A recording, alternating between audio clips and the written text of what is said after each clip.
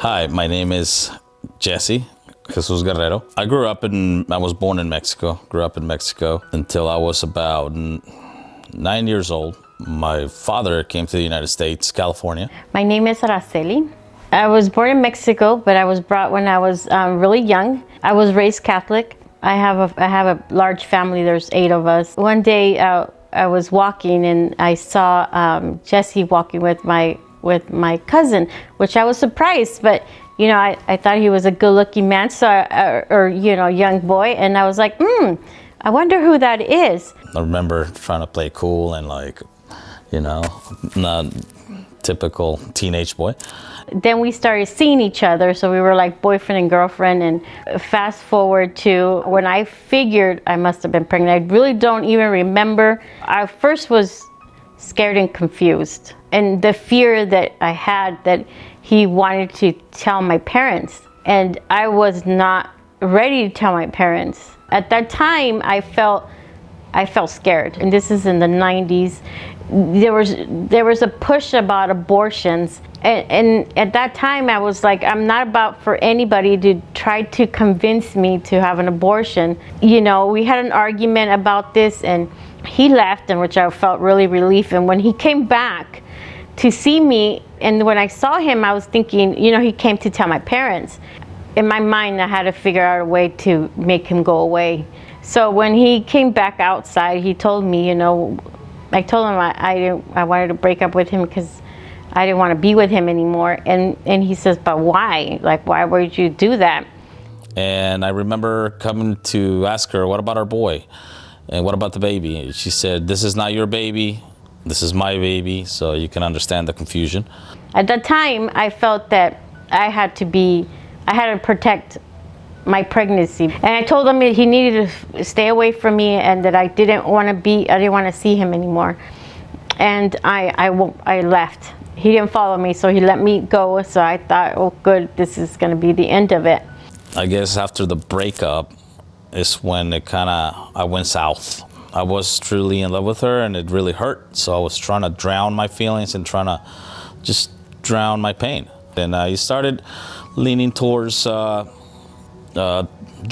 alcohol, smoking. And then my mother sent me back to my uncle's and grandfather's house in Mexico, and which helped, made me realize and made me want to be more serious about doing something for myself.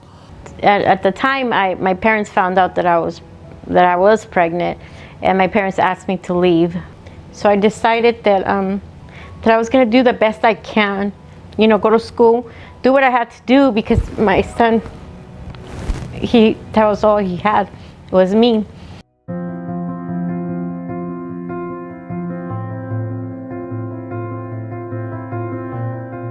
My mother and father and sisters, I don't know why they felt like I wasn't ready to know. And I found out, so obviously I reached out.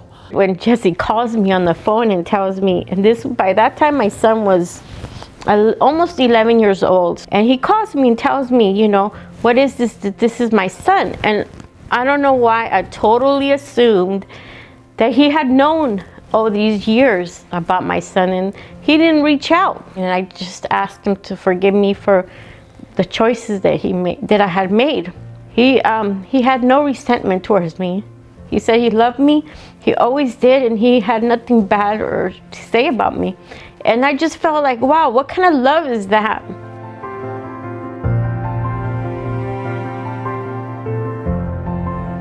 When my son was going to get ready to graduate, he graduated from a university in Cal Poly in California. I asked her, I'd like to meet you before anybody else because it's been a long time, and you know, I used to be crazy for you, and I would hate to act a fool and look ridiculous. I told him, yeah, we can meet. We'll meet in a place where it's neutral, where, you know, where people are around. And I remember when I first saw him, I think we always loved each other. We just were really young when we first met. And I do remember seeing pictures of him and just feeling these butterflies in my heart.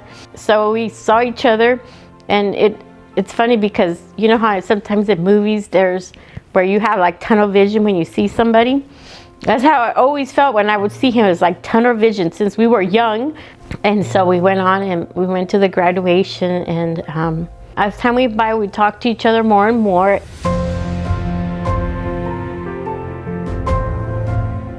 We decided at the very early stage of our new relationship that we wanted to have God in the middle.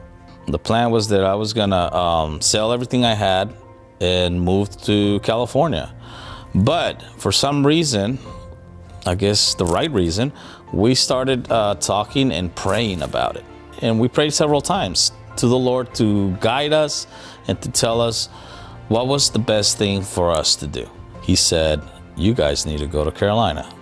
I came here to North Carolina, and I had a really hard time because back at home, my family was my blanket, my security. And there I was a Christian, you know. But when I came here, I started learning about, you know, Jesse's religion, and I started thinking, wow, you know what, this is different. This is more in depth. And I think that the Lord needed to bring me here and take me away from my comfort zone so I can be open to see that I don't have, my family is not my security blanket, the Lord is. I felt now would be the time. I want to bring you to my church, a church I went to when I grew up and haven't been in a long, long time. Araceli and Jesse, they started coming to the church, and they were here like 4 or 5 times, and every time they would walk in, we would do what we always do, you know. Very quickly, we all became very acquainted and became friends. The pastor, Chris, asked us if we would do Bible study. I felt so blessed because I said, gosh, how wonderful that he brought me to where I am now. I know at times it was hard for me, and I will tell him, like, honey, pray for me because I'm struggling with this, because a lot of the stuff I learned were new to me. For him was more like relearning, because he went to the church when he was younger. He pretty much knew most of the doctrines, but I could see in him how he started really connecting the dots. And for her was discovering things that were brand new. Every step he's taking to bring us here has been his work and nothing but him. To see Araceli and Jesse being baptized today, it just confirms what God has been doing in their life from the very beginning. It just brings so much joy for me to be able to witness this. This is a very, very special moment. So being baptized is not, it's the beginning of doing God's work and what he says that we're supposed to do. So being proactive